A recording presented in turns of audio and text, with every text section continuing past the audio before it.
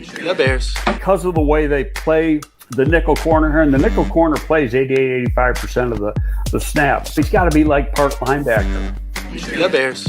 When you're in a scouting room, there's going to be differences of opinion. The Bears. Well, you're looking at traits. And remember when he tested very, very well. The Bears. Greg, why are teams wrong on quarterback evaluation so up? Number one, it's a hard position to evaluate. Former Bears scouting director Greg Gabriel talks football live every week on the Barroom Network. Also available on demand.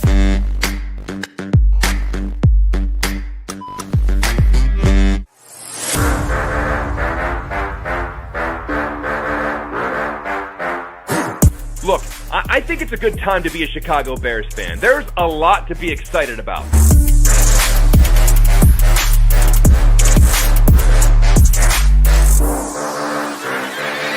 But let me tell you something. We are past the point of excuses.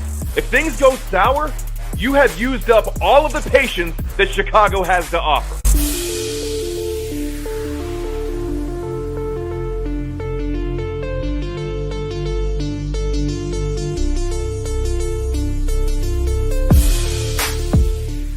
The following program is rated TV MALV. It contains strong language, violence, and nudity. It is intended only for mature audiences.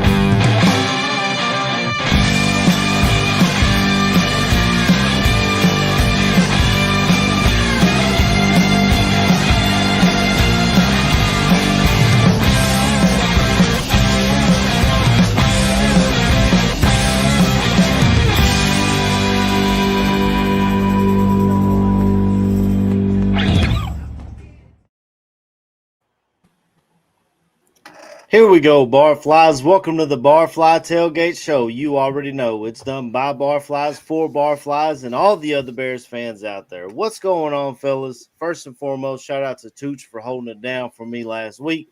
Work was kind of hectic, and he stepped right in and led the charge for us. But how was y'all's week, man? I'll go around the room, start with Tooch. We'll go around. You know, how was your weekend? How was your week? You know, what do you think about the Bears? Good so far. A little under the weather. Bears are the cardiac kids, man. There's every game, man. The games are aging us. You know what I'm saying? But the Bears, you know, this season more steps forward than backwards. When I look back on the two previous coaching regimes in comparison to the Ben Johnson regime. Those slogans sound pretty stupid, man. You know, BU and hits, man. I'm glad those went to the dustbin, Chris. But time to venerate Saint Benjamin of Chicago. Let's go, good, better, best. Right? Yeah, I'm excited, man. It's a huge game. Bears are 0-2 in the division. The Vikings are 2-0, and for the Vikings, this is their season, man. They're 4-5. They got it's do or die. So I mean, it's not going to be an easy game. Absolutely, C-Dub, man. We haven't seen you in a while. Had some computer issues, but now you're back and better than ever, man. How you been, and how you doing so far? I'm doing great, fellas. It's great to be back. It feels like fucking forever. And me and computers don't really mix. So I apologise for my I want sort of IR. That's how I've been looking at it, sort of YouTube IR.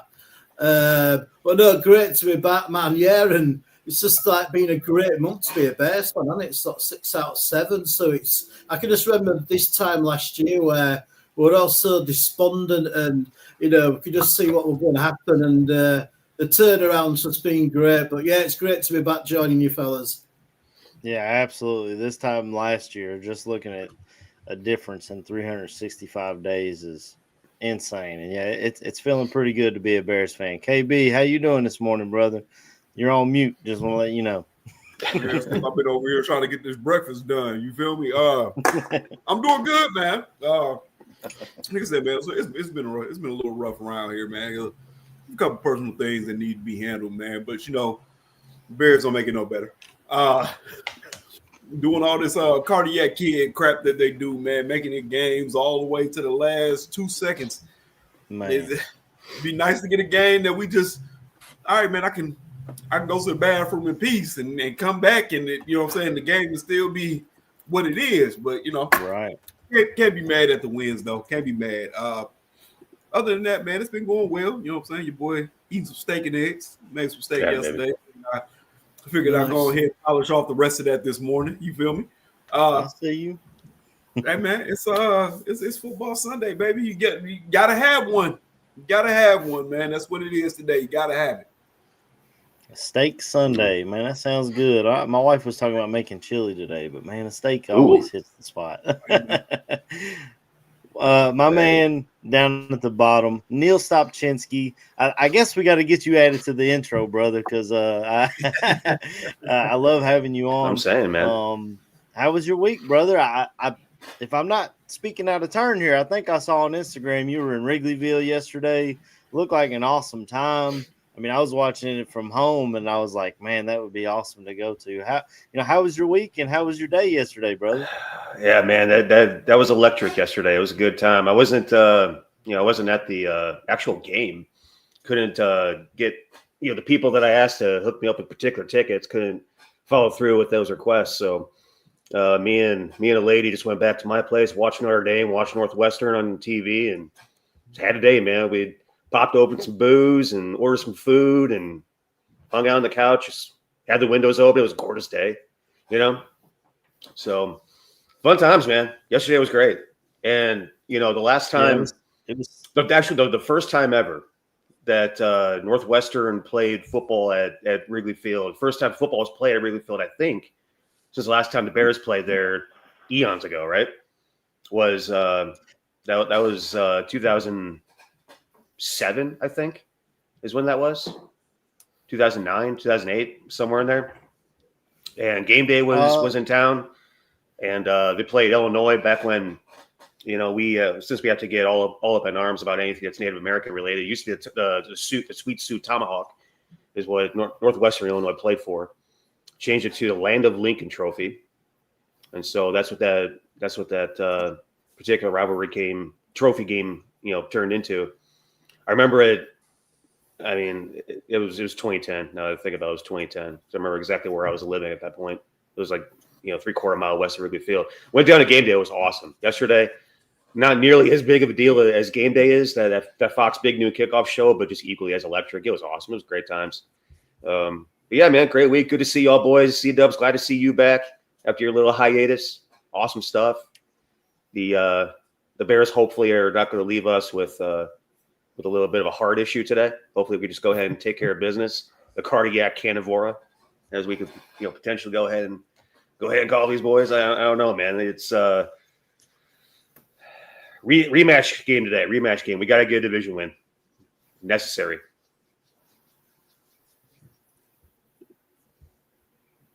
Yeah, I like I said, yeah, the Bears this year have been it's killing me, but at the same time, like last week when we were down 10, I still had faith that Caleb Williams could bring us back.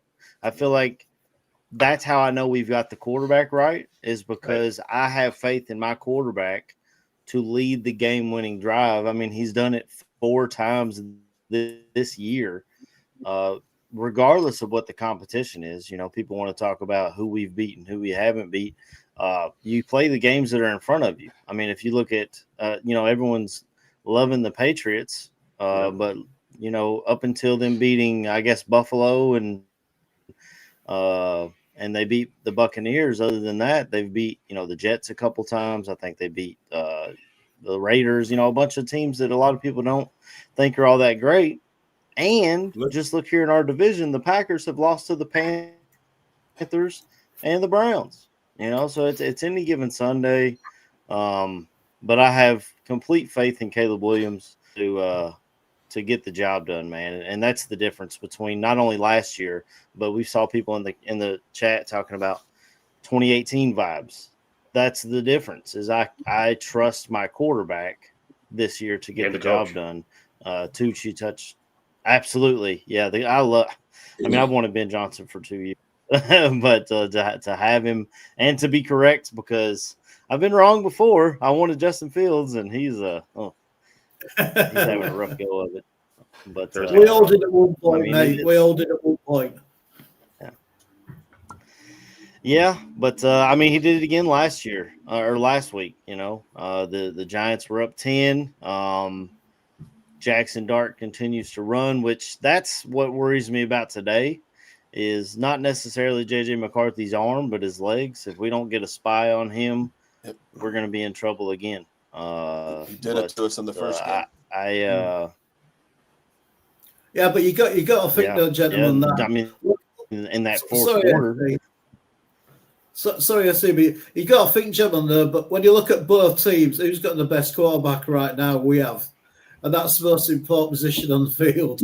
And and like you just said, AC, with all the qualities of what Caleb's shown in the last sort of 3 or 4 games, and also as well all the drop catches what he had to put up with last week. When oh my God, like 7 or 8 drop passes. I know some of the sort of tempting touchdown ones were hard catches to make, but there were a lot where they were just going over the middle and just not catching the ball at all. I've just got complete confidence in him, really. I just think he's getting better at the offense. I wasn't overly struck with the play calling in the first half against the Giants. I thought we might have run the ball a bit because their defense were quite porous with their running defense. So I'm quite sort of shocked we try to pass it so much. But I just think Caleb's clutch, mate. That's why I just see him as clutch. And I can't remember when we've had a quarterback like that in such a long time. You feel like if there's like 2 minutes left that he can make that difference, where I never felt that with the last couple of quarterbacks, we drafted before him. But excited, positive, and feeling this excited about a QB for the Bears in fucking eons, man. Mm-hmm. Yeah, yeah, it's nuts, man.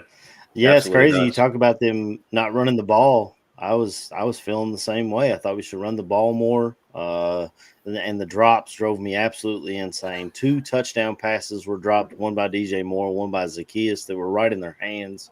Beautiful. But I did like, and I'm absolutely right in the basket. But I did like at the end with the game on the line. Look who Caleb throws to. Colson Loveland, sure-handed, pulls it in on a 3rd and 10 when we needed it. The ball was actually behind him.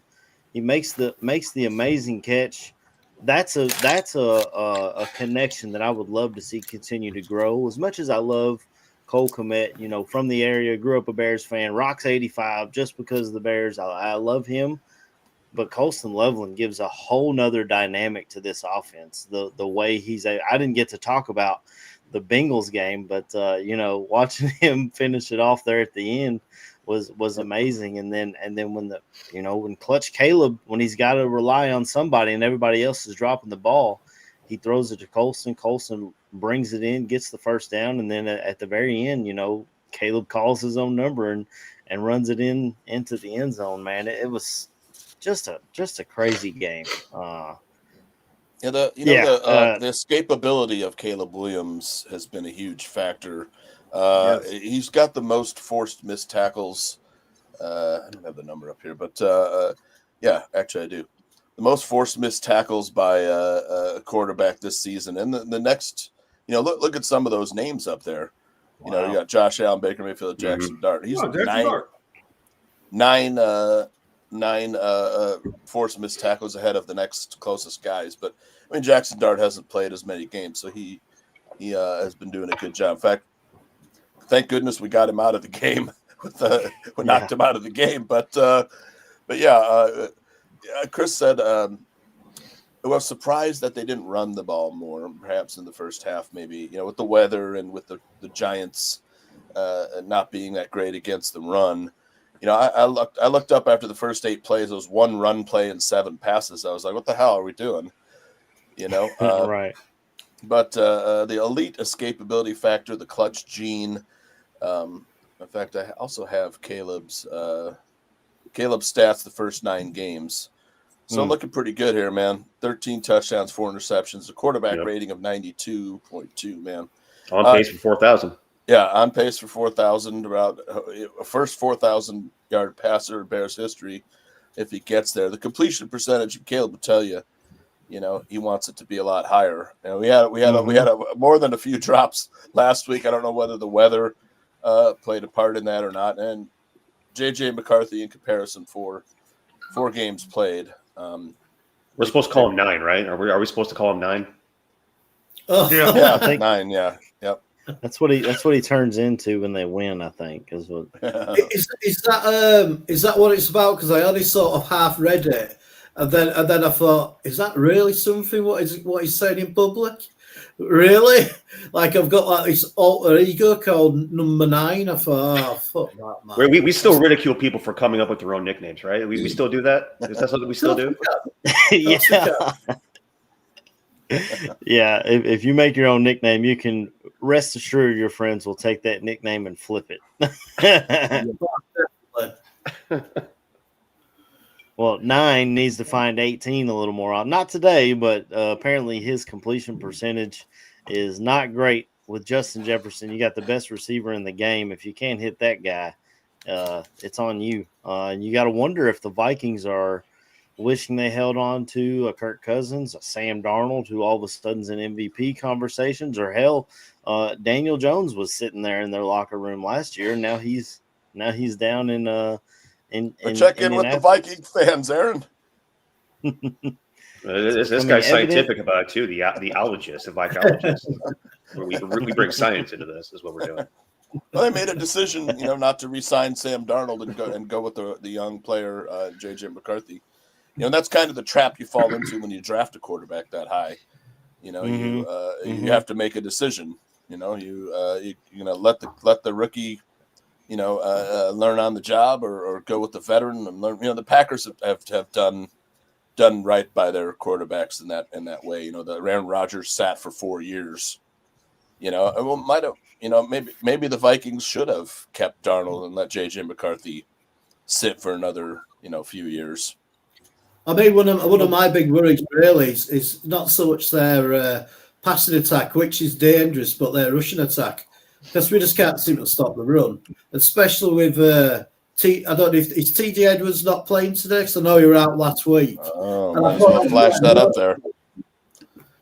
Get that up there. We might be catching a break here with Jonathan Grenard out. He's been the Vikings' top player with quarterback pressures. Just hasn't gotten the quarterback on the ground. And then they're starting centers out with the concussion. So we're catching a break, and 2 key players on their defensive and offensive lines. TJ Edwards should have some fun with stunts against that new center, I would think. Jaquan Brisker is another notable name there. He's got a back injury, but he said he was going to play. And then, the big news is that the Bears opened the practice window for Jalen Johnson. That's just huge. If I don't foresee him coming back for a couple more weeks, but if we get it back for the Packers game or Eagles game, that'd be fantastic. I mean, Tyreek Stevenson was great for a few games, then all of a sudden he reverted back to not being as good a player as we'd seen in the Milwaukee. I think him sitting out that game with that injury kind of set him back. And I wouldn't be surprised if it's still the injury that's kind of bothering him. Yeah. Because before that injury, he was on the tear. Absolutely on a tear. He was looking like a solid 1B option at that point. But hey man, injuries got a way of slowing somebody down, man. If you don't trust your body, you don't perform at full strength. So I think it's a little bit of that still going on with him. That's so true. We're happy that Dominique Robinson is back, man. Before we're trying to get him off the team, now it's like we can't do without him. It's crazy, ain't it? Yeah. As soon as they said he was back, like I clapped. Thank God. Like what are we doing? Like where am I at mentally that I'm happy that Dom Rob is back?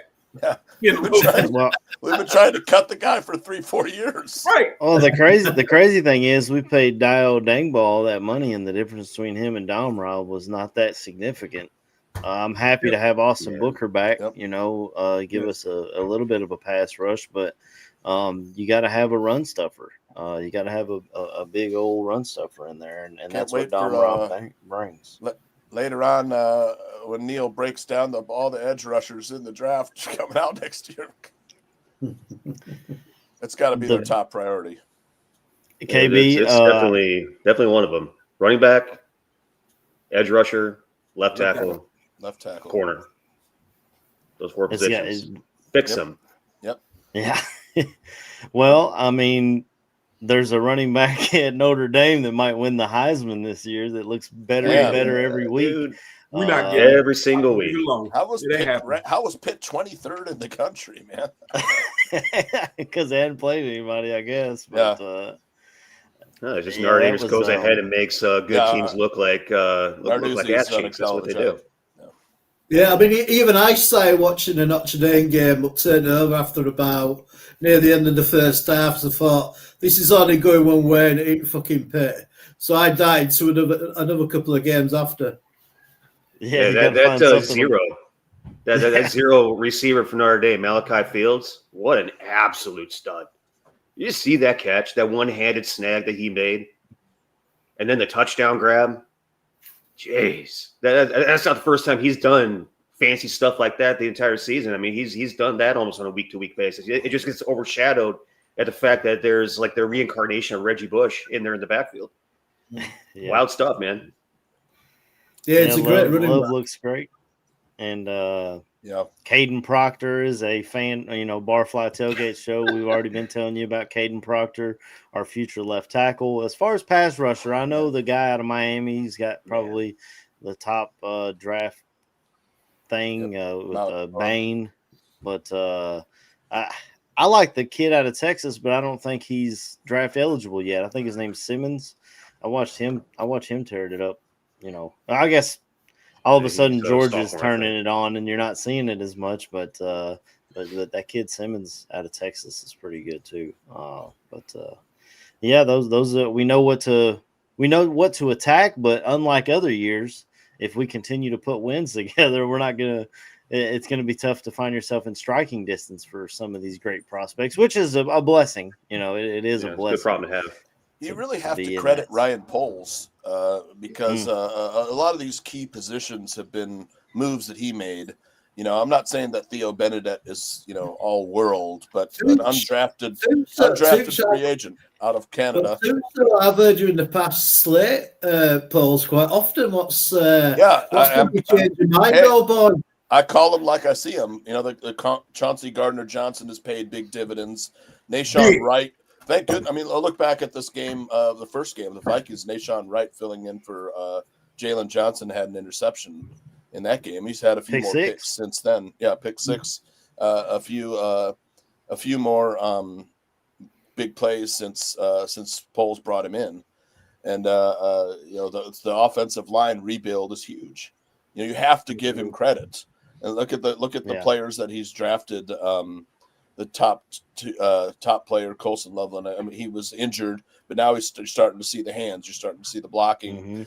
The Joe Tooney and Jonah Jackson, huge. And Drew Dahlman, huge signings. I mean, we're talking about our offensive line is one of the best offensive lines in the NFL. You can see it in the numbers, the yards per game. Look at where we were the past 8-9 years. We're in the bottom third of the league, and now fourth in the NFL in yards per game. I mean, every single week we got something phenomenal taking place. Darnell Wright planting somebody into the turf, Theo Benefit blocking somebody out of the frame, and every single week when AQ Shipley does his top 5 offensive lines of the week on Pat's show, the Bears are in there. For the first time, our offensive line is actually respected and venerated. It's an awesome thing, man. Playing the way you want to play. I think especially the interior of the line as well, because that is just a powerhouse now, and how they managed to sort of gel. And because I'm quite sort of critical of the new right guard the first couple of games, but he seems to have found his form and got used to what they were doing. But yeah, it's something what we've been crying out as Bear fans as long as I've been doing this show, which is like over 4 years. Every year we'll always be like, we need the offensive line sorted out. We need the defensive line sorted out. So at least we've got halfway there. Done a nice job avoiding sacks. Coach Easy, I'm right here with you. It's Dan Rochar, man. That's the one, Neil. Take that one, little baby. Sit him down. I've watched that 100 times. Treating him like a rag doll, dude. Yeah. He just took that arm and just, hey, sir, I'm going to go ahead and plant you into the turf. Then I'm going to go ahead and reach down. I'm going to pull you back up again so I can do it 24 seconds later, just about. And that was his first pick. Was that also was that the same play as Caleb's touchdown run to win the game? Was that the same play? No, that wasn't. I don't think that was a passing play. Yeah, but that was Pole's first ever draft pick. And that got poo-pooed as well, if you remember. Yeah, because we were like, what's the player on Philadelphia that we Jalen Carter. Jalen Carter, yeah. We passed on Jalen Carter, and we picked the right tackle, blah, blah, Mm-hmm. I mean, it kind of lends to things. Yeah, you can be very critical about moves that Poles has made. I know we've sat here and we've said, it'd be nice to have a guy like Harry Roseman, but I mean, that kind of lends to it being when you have a team already put together, you can make moves that are a lot more risky. Like you think about this past trade deadline.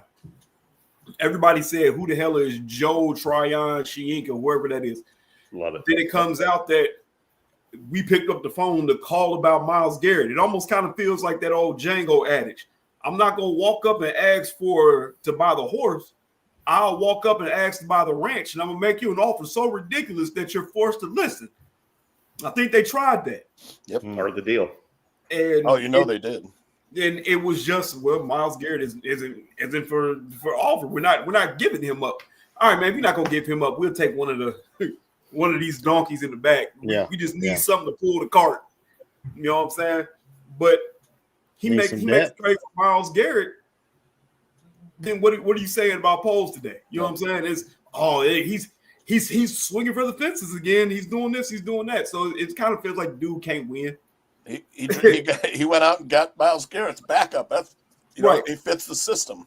Yeah, and you needed a body right now. Yeah. You didn't lose anything except a position. You gave up a 6th to get a 7th back and a player. Yep. I said my biggest issue with it was that you could have got the kid during the offseason because he was a free agent at that point. Could have paid him what he was making, and he would probably be doing the exact same thing that Dio's doing. That's neither here nor there. It is what it is. I get it. Yep. You take risks on players. Players don't always pan out. You get that from Dio so far. You got that from Chase Claypool. Yeah. Insert name. It happens. But you also Brady have to Jarrett. give the man credit for what he's gotten right. Mm-hmm. The old line looks incredible right now. Yep, Yes, the left tackle was probably your weakest point, but you got a kid that's a rookie free agent from last year who was hurt. Yep. Now in that position, and to be honest, Theo could grow. We don't know what Theo Benedette might be next year with starting reps. You know what I'm saying? So I think as well, Kirby. Sorry, mate. I think as well with Paul's now working with Johnson, the coach. He's got a better partnership because he's actually working with somebody who's better than what Egberfloss or whoever we had, for the last 3 or 4 seasons working for him. So hopefully that should put up his level a bit because he's got somebody who's actually good at his job for a chance to work with as a general manager with a head coach. Yeah, and it's like I said, I just think we're a little bit too hard on the man for what it is. Yes, we can absolutely point to flaws. We can absolutely point to things that he's gotten wrong, but we're giving him his props when you have to give him the props. Yeah, as I just did. Here's another one. It's Kyle Monangai and Ashton Genty comparison. He drafted the poor man's Ashton Genty in the 7th round. That looks like a hit. Mm-hmm. You know, the kid's faster than his time speed at the combine. You know, he's a tough runner with a lot of forced missed tackles, and you know, I mean, he did a lot of damage against the Bengals. Those guys cannot tackle, man. But you got to give Poles his props there. You know, he got us a player in the 7th round. KB looked like a damn prognosticator with that with that whole let's give Monangai the ball before the Bengals game too. Now, yep, way to go, KB. I'm telling you, man. Yeah, I mean, I think the biggest prop with Pauls is Ben Johnson. That's his ultimate signing. That's that. I more or less think that probably saved his job because you look at his stats and you think of how many losses we've had under his regime. I know. Like he stripped, the team, but we all know that because we've all sat there honestly talking about it for the last 4 years. Mm-hmm. But I think that's that, and also with the success what Ben Johnson's sort of got going, I think that sort of more or less saves his job for another season. I think if you hadn't got Johnson and got somebody who, wasn't as good or just didn't live up to reputation, I think I don't think it'll last another season, to be honest with you. Coaching matters, Chris. Oh man. Woo! Not coaching that pick right there now. It's a very big heart. Very big heart. She knows where she had a at, sign? Bill. What are you talking about? Right. I love that AC. Yeah, I love that. I gotta say, we've given Poles a lot of hell, and a lot of it seemed justified. It's not like we were wrong. You're right. Right. The it's offensive justified. line took some time to gel. The guys that he traded for, obviously, we knew Joe Tooney was an All-Pro. Jonah Jackson, we were hoping we'd get back to the Pro Bowl level, and it seems like he has. Drew Dahlman had his ups and downs, but he seemed solid. But the biggest thing was a lot of people pointed to he hadn't drafted a Pro Bowler. And I feel like the way Darnell Wright has played this year, he could surpass Pro Bowler and look at All-Pro. I listened to Chris Long on Barstool talking to the Part of My Take guys, and he was talking about him looking like Penei Sewell.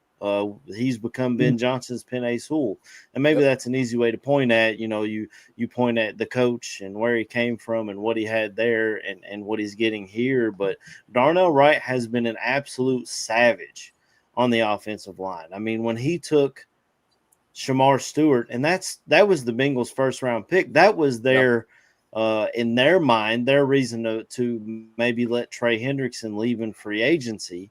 And he put him on his ass, took him across the entire field, and opened a lane that you could drive a bus through for Kyle Monangai to get through there. It was, that's the kind of shit that just fires me up, man. When I see dudes getting put on their ass by a Chicago Bear,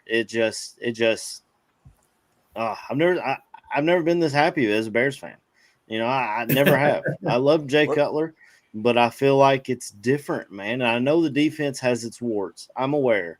But, again, I trust my quarterback. It's the first time ever where I trust my quarterback. If we're down and it's within striking distance, I trust my quarterback in the fourth quarter to get the job done. AC, I've got to ask you a question. And also to the fellas, do you think that our defense has relied too much on takeaways? Because obviously, we're sort of out there with the takeaways which we get in each game. Do you think that's what's sort of just been holding the deed together? Is the amount of takeaways we've been getting? Oh, absolutely. We were a bend but don't break defense. That when we got so many turnovers, and a lot of those were in the red zone. Hell, we could have had some turnovers last week. We had Nashawn Wright drop an interception in the end zone. If he catches that, they don't get the field goal before halftime that puts them up even more. But ended up not mattering because my quarterback did his job at the end of the game, but it could have loomed large, But yeah, the turnovers, the takeaways. Go ahead, Neil. I was just going to say, I didn't mean to cut you off. I feel that. No, you're good. But Nahshon Wright, though. I mean, how many weeks in a row have we talked about how high risk, high reward this kid is?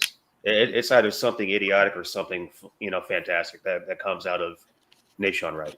It's just a wild thing. And just like Theo Benedict's going to grow. Nahshon Wright's going to grow. These kids, they just need time. They need reps. They need the ability to improve.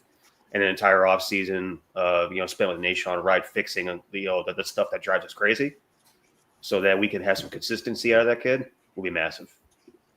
Caleb Williams, going off your other point there, AC, about being able to have faith that when we're down a score in the fourth quarter with 2 or less minutes to go, that we have the guy that can get it done. That's a wild thing, man. That's a wild thing. And that game-winning play, that game-winning run, thing about that, I talked about this on the Irish Bears show on Tuesday. I kind of broke that thing down a little bit. What was amazing to me was, number one, the ball fake took 0 completely out of the play. Took Ryan Burns completely out of the play because he bit so hard, opened up the entire edge for Caleb Williams to go ahead and do what he was supposed to do on that play, which was the design quarterback. What do you call it? The waggle. The waggle where Caleb, the bootleg. There you go. The design bootleg on that play. And 14 was wide open too. Zacchaeus was wide open on that play. We were not messing around with trying to put the ball in Zacchaeus' hands one more time in that football game. But Caleb Williams running so sorry, hard. Oz, I got it. Williams was tooling around that edge on that bootleg so hard. The entire momentum that he was carrying to the sideline, he already won the corner with. I think it was 95 was then who was trying to pursue him down to the sideline. He won at the 15. What took place between the 15 and the 13-yard line was spectacular because of the kind of momentum that he was carrying. He already won the corner at the 15. By the time he got to the 13, he had an angle to go ahead and just run past the first down marker, reset the stick, stop the clock. He was then able to go ahead and take the sharpest corner, put a foot in the ground, and looking upfield. When you start looking downfield, the other two things that took place on this place that were spectacular happened. Yeah, Cole Kmet completely taken a guy out of the end zone, which was amazing. Hell yeah. For as shitty of a day as Zacchaeus then had, he then made the play that arguably won the game.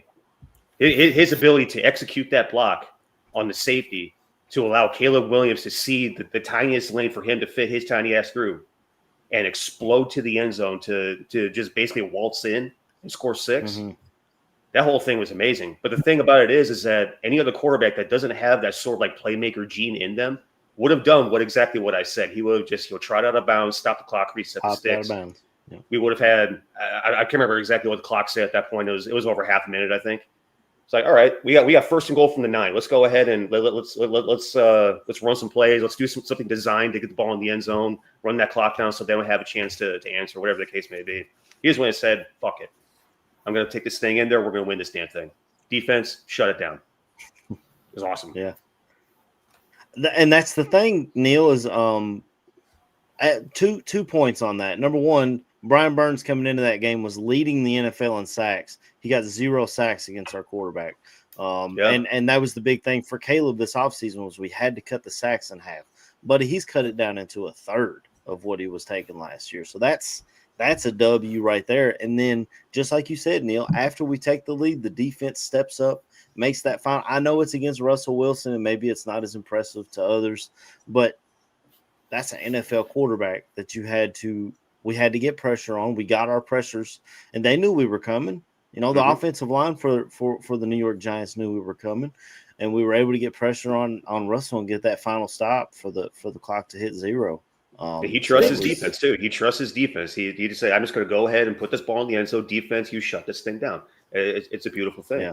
And the other thing about Brian Burns too, taking him out of the play immediately with that phenomenal ball fake was so critically important because notice the only person that had a chance to even put a hand on Caleb Williams before he stepped in the end zone was Brian Burns.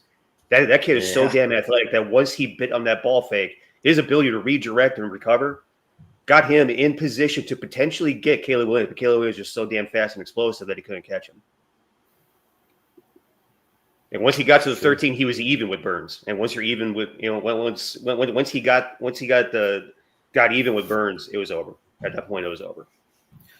I must admit, I was finding the commentary team a bit annoying how they were talking about the New York Giants starting quarterback.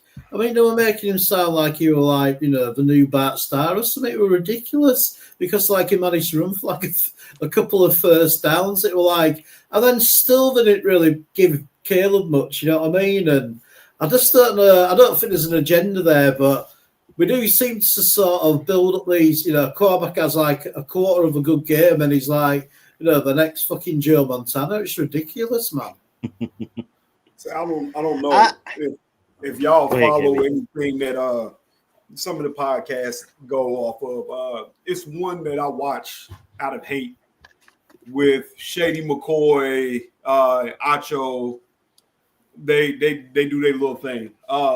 Shady McCoy, the hater that he is, tweeted during that game that Jackson Dart is what we were expecting Caleb Williams to be. What? You are joking. You're not joking. Yep. When he posted it, I said, I looked at him like, what were we expecting Caleb to be? Because Caleb still threw for 3,500 yards with 20 touchdowns. Pretty exciting to watch on a really, really bad offense, a really bad coach team. What were we expecting?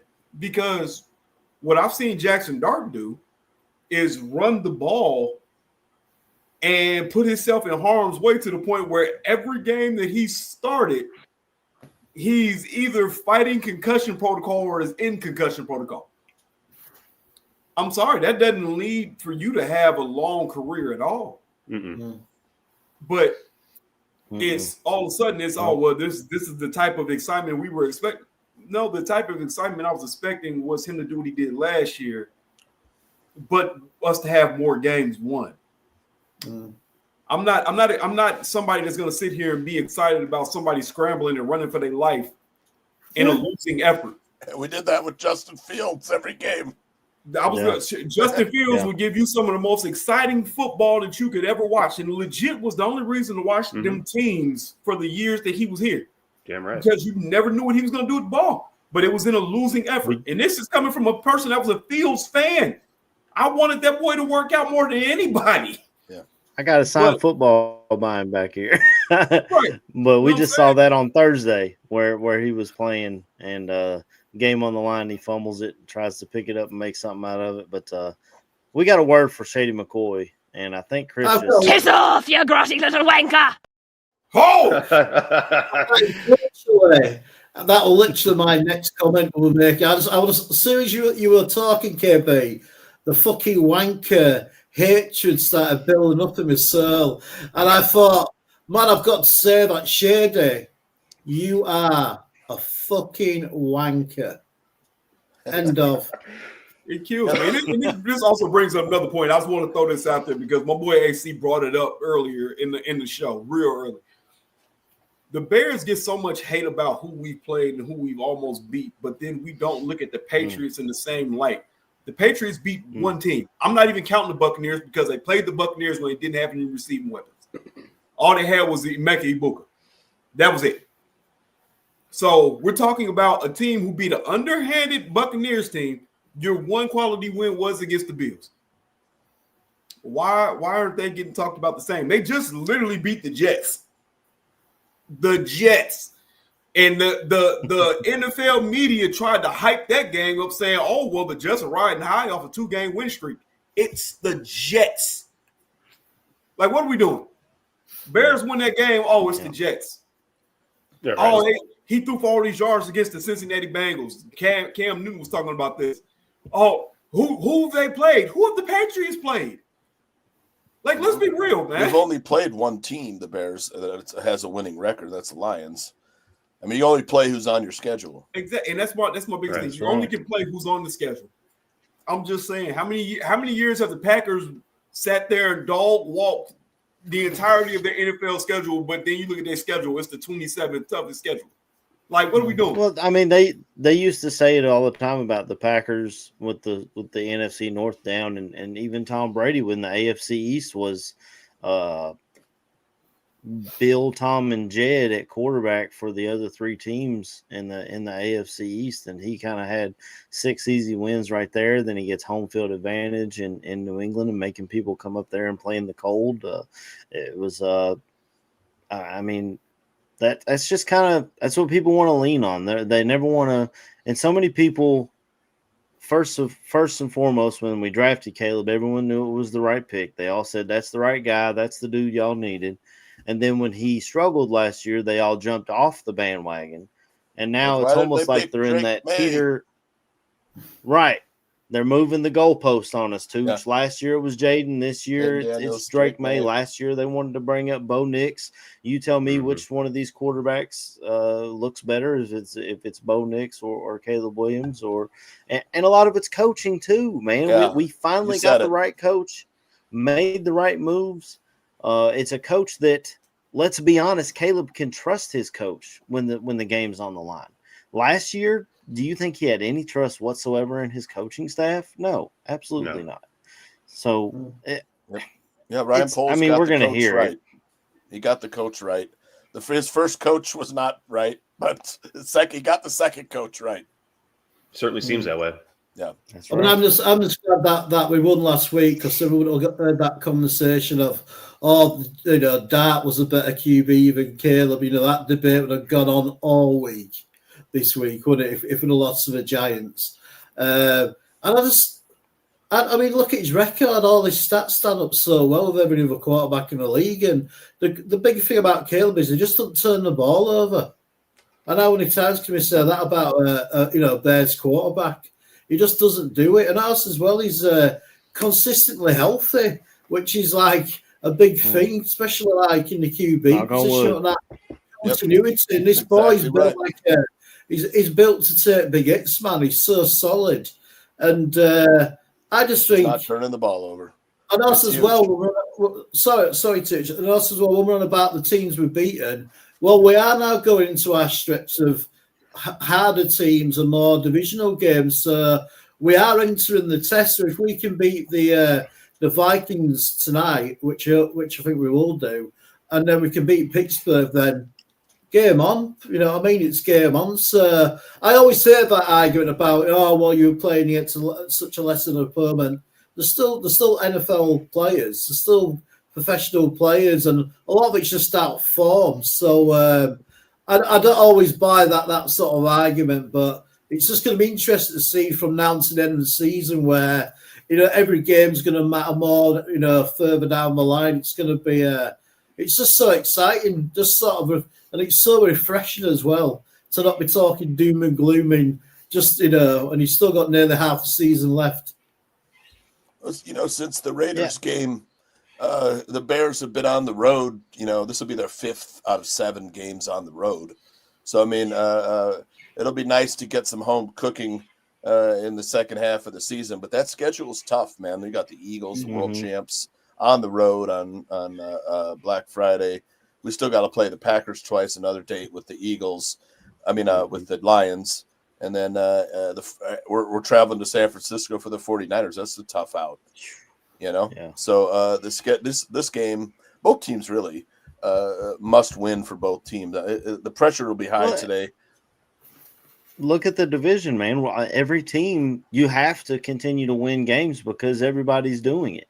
Yep. Those 2 losses that the Packers have ran into in the tie has put them in 3rd place last week. And it's crazy, but it's I don't hate Jackson Dart, and I feel like I didn't notice the good player analysts, as much as I did against when Troy Aikman was calling. Hold on a second, Commanders. You didn't this play. You didn't. I absolutely lost my shit. Notice the commentators. Oh, that wasn't a penalty. He guided his knee into Caleb Williams' head.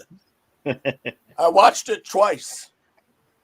Pretty positive. I called NFL officiating a bunch of assholes on Twitter, on X. And Was the that why we were down commentator's like, big? no, that's Because not a penalty. And then they called the penalty on, was it Noah Sewell?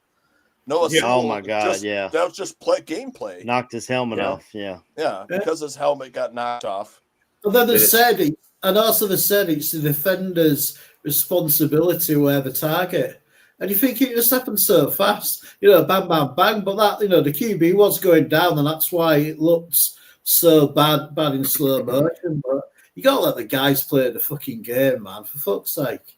Hey, man, I don't know about y'all, man, but I love an element of Street Fighter to my football game. Yeah. Y'all know me? Yeah, that's the way it used to be, man. Right, you know what I'm saying? You telling me you don't love a short you can uppercut to your quarterback when he's sliding? Yeah, come on now. I thought everybody enjoyed that. Is this football or is this Mortal Kombat? What are we doing? Exactly. You know what I'm saying? Man, I've been watching Bears football since 1974. 51 years. I feel like I'm living in the upside down this year, man. 6-3, we're tied for first place. This is great. We've been terrible since Nagy 2018. For me, it's great. I recognize, when these special years come around, we have to, really. I mean, first it was a little hard to believe, man. We started off, with 0-2, and then boom, we rip off, 6-7. So for me, it's fantastic to watch. And I'm super psyched for this season and then the future. Before it was like bleak. It's been bleak for three. I don't know, for the Fox, Nagy, Eberflus, Tressman. Man, it's been so bleak since Lovey.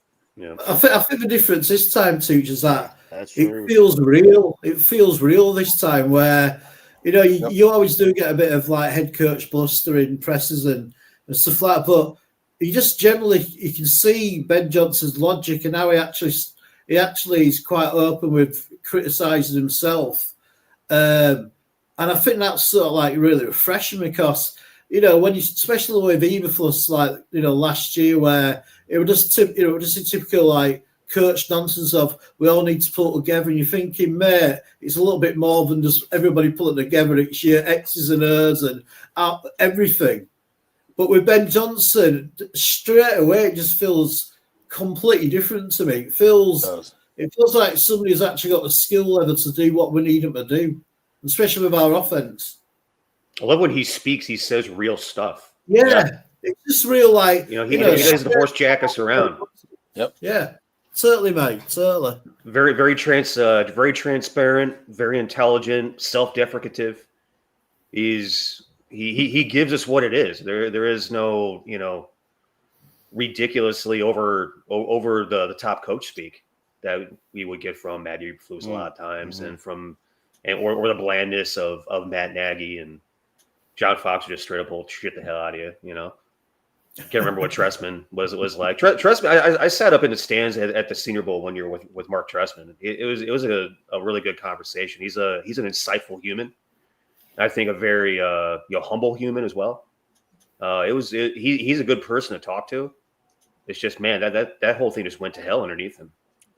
I hate that. After having met the guy, I hate that happened to him. Yeah. Well, the thing with Tressman, great OC, not a great head coach. He wasn't a leader of men the way we're seeing out of Ben Johnson being able to lead this team. And yeah, it just, the biggest thing with Tressman, especially for me as a Bears fan, when I watch Bruce Arians walk out our doors and they bring in a guy I've never heard of before from the CFL,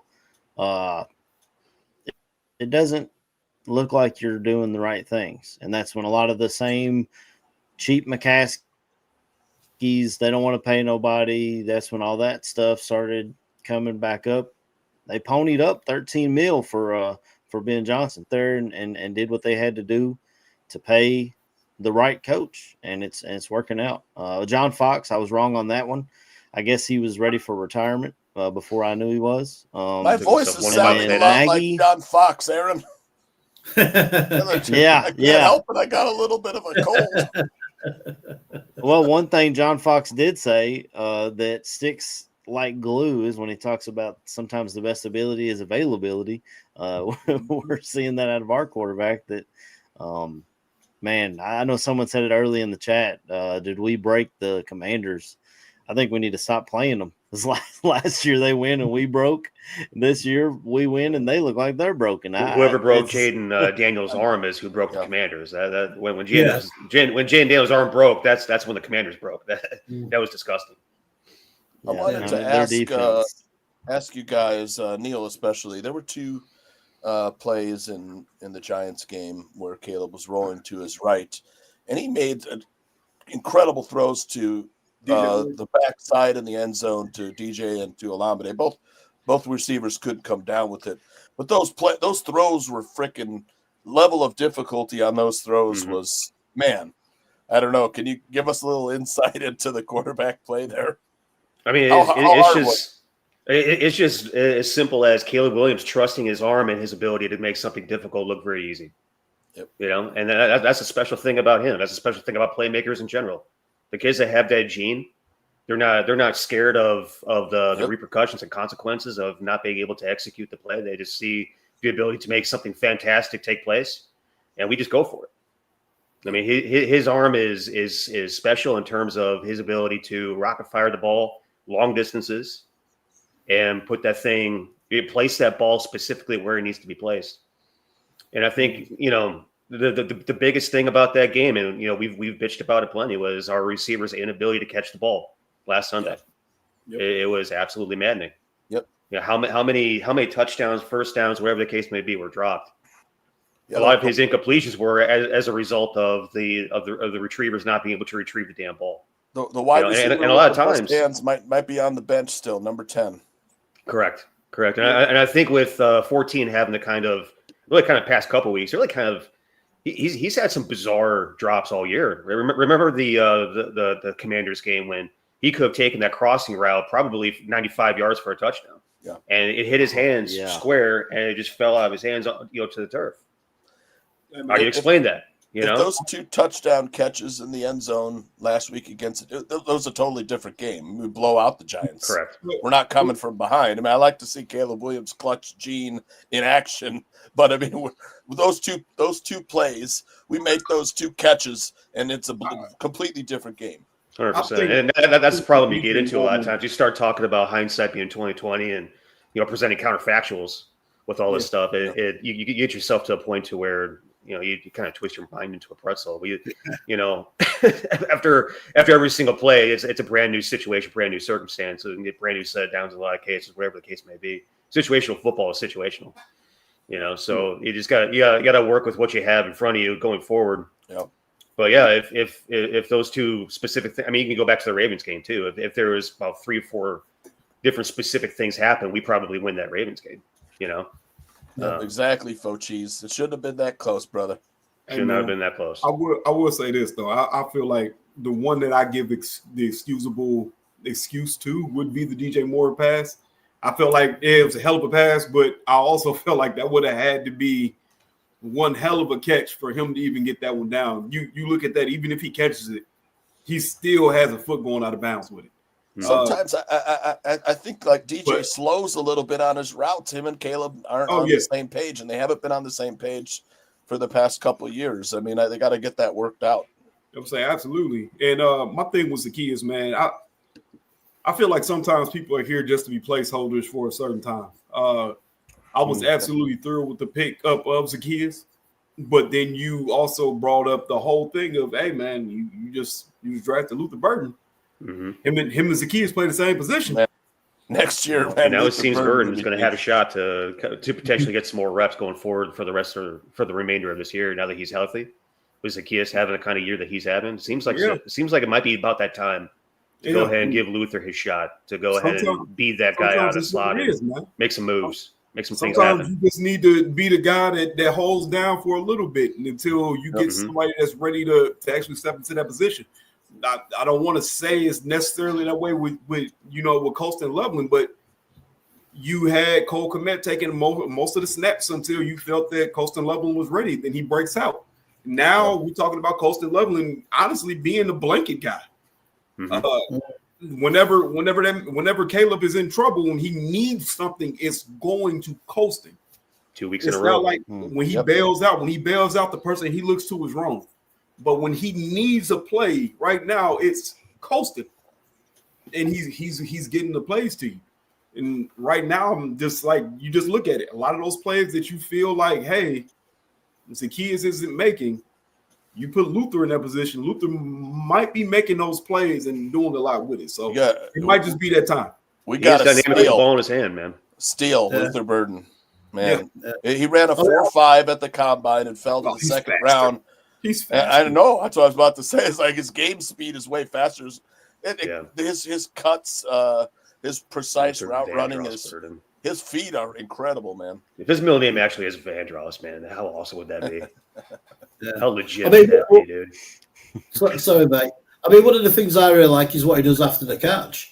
He's absolutely phenomenal. Takes at least a couple of guys to get him down every catch, and he's just got that really nice burst, but he really doesn't sort of mind putting his shoulder down and making the contacts. And it's just going to be really exciting to see what he's going to be like over the next sort of couple of years. Him and Roma Dunze sort of growing together, and it's just exciting for the Bears to actually have selection choices when it comes to wide receivers, because we always seem to be quite bare. We seem to have one good player and then quite a drop off. This time around, it feels like we've got a lot of people all going at the same level. We've got a bit of depth for the change.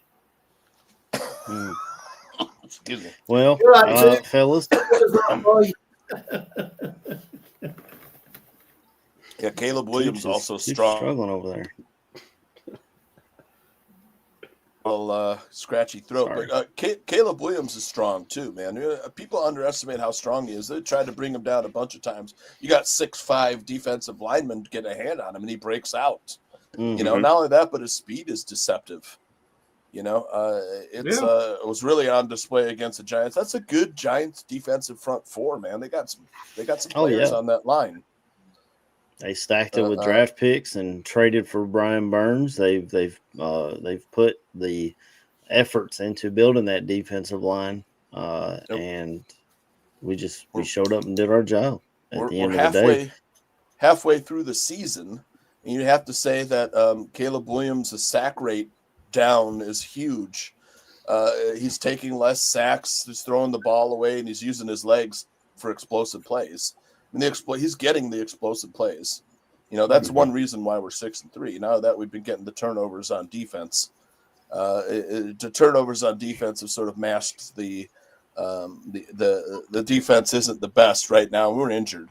I mean, Dennis Allen has had to manufacture pressure with blitzing defensive backs and linebackers, but if we can get a little more pressure with the front four, this defense should take a step up, I think. KB, I've been very impressed with the player Big Cuz over the last sort of 3 weeks. Man. He's been awesome. He's been absolutely awesome, man. It's been great to watch as well. Yeah, man. Whatever fire got lit, man. I'm happy that it got lit, and he needs to keep it up. It's funny. You don't want to discount Grady Jarrett, but Grady Jarrett hasn't been the player that we expected him to be. No, not really. As your starters probably do need to be my cousin in Gervon, man. That's probably the best bet we got. Dexter's been looking better and better with pressuring quarterbacks up the middle, man. And I just think if you got my cousin next to him, he's gonna take up two blockers. Yep. I solely believe if you leave him on one-on-ones, Andrew is going to blow through somebody. You see on a lot of these plays that he is blowing people up on these pass rushes. Then you double team him. Then it doesn't look like anything, but the person next to him has to be able to get home at that point. Yeah, man. The defensive line is awkward, man. It just weird. It's weird. It's just really weird. Because you look at it, Montez Sweat has came on huge. He's played great, man. 5.5 sacks now.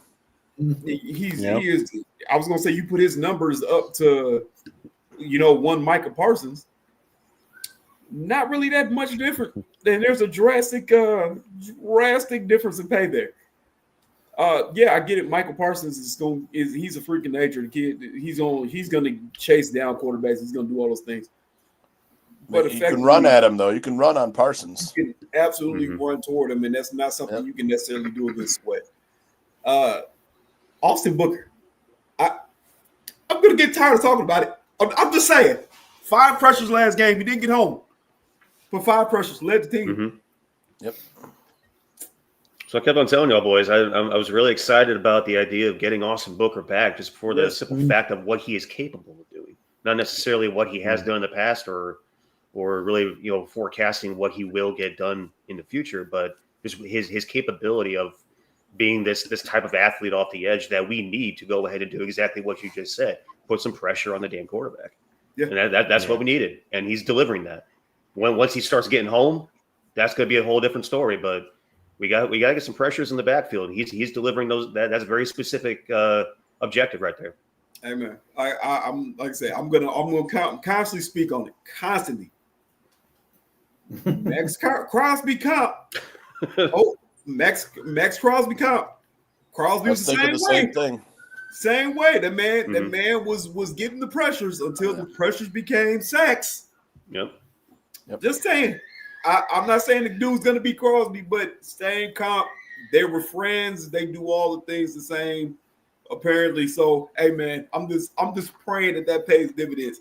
And if that is a hit, we got to leave Poles alone. That's all I'm saying. Absolutely. KB, you are saying that, mate. After all that, you are saying that. Yes.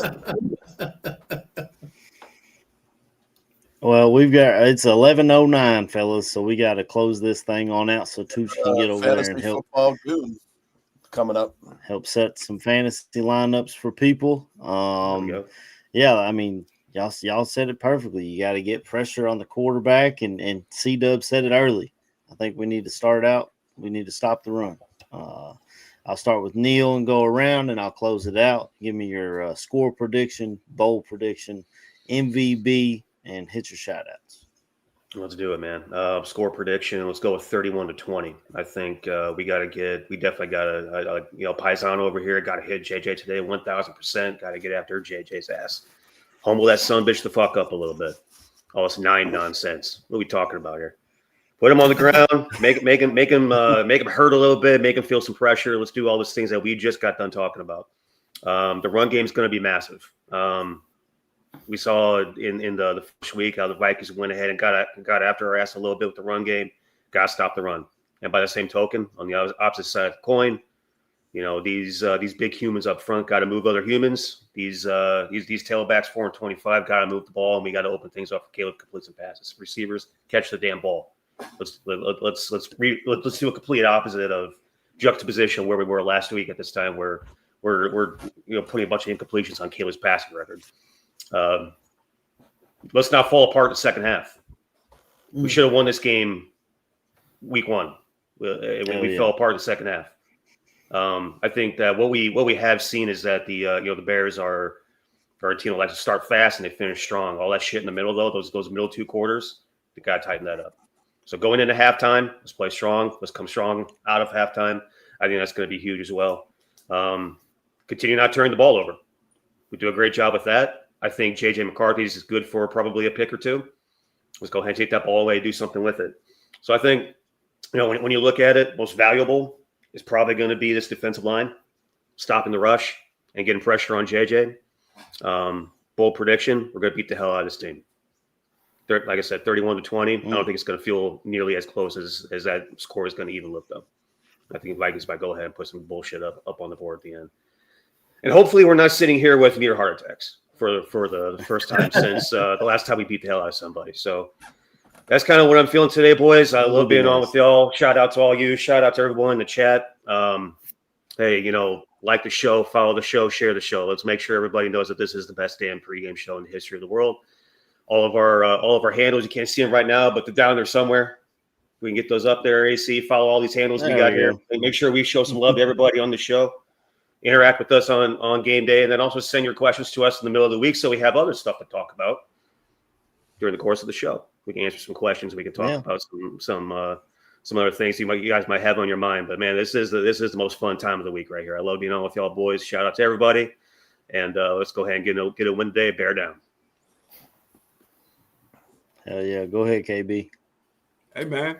As always, man, shout out to the fans, man. Y'all was in there doing your things, man. A lot of questions and a lot of things being put in there, man. I was peeping it out. Shout out to having the full squad back, man. My boy C-Dub in his thing, boy. Got my boy back. We out here.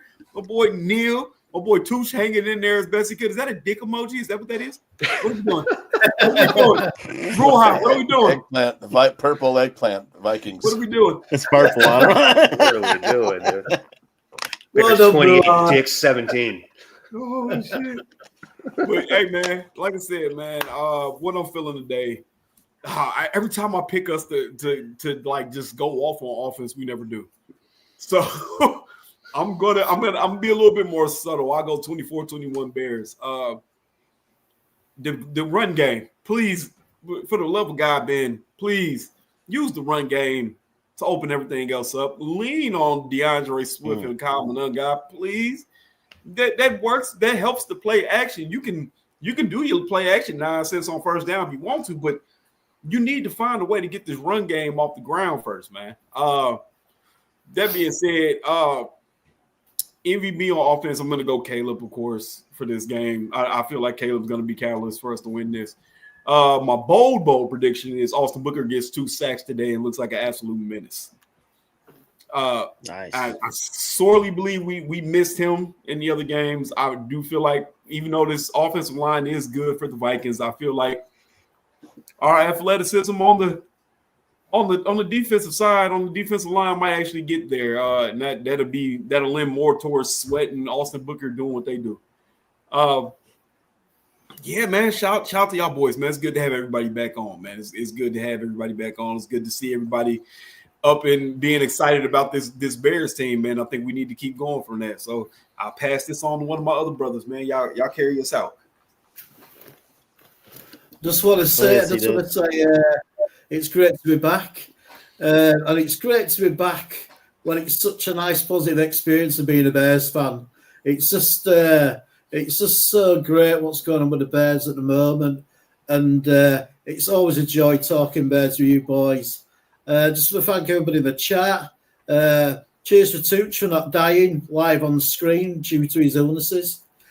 Hanging in there, mate. I love it. You can catch me on the British Bear Show on Tuesday, 9 o'clock UK, 3 p.m. Central. But I think offensively, I'm going to go Caleb because he's just so clutch at the moment. He's so much on form. And then on defense, I'm going to go for Big Cuz. I'm going to go a bit of a hobo. I'm going to say Big Cuz on the D-man because that's what's worrying me with our defense at the moment is the amount of yards we're giving up on the run, especially with Edwards being out still. But yeah, thanks for everybody in the chat. It's great having everybody, Neil on the show and everybody. And I think we're going to win. I think it'll be 24-21, but I just know that we've got the best quarterback right at this moment in time. And I think that's what's going to swing it. And bear down and the Bears win. Yeah, 24-21 to the Bears. All right. Hell yeah. Go ahead, Tooch. I noticed the number ticked down from Vikings -3 to -2.5. So a little Bears money coming in here.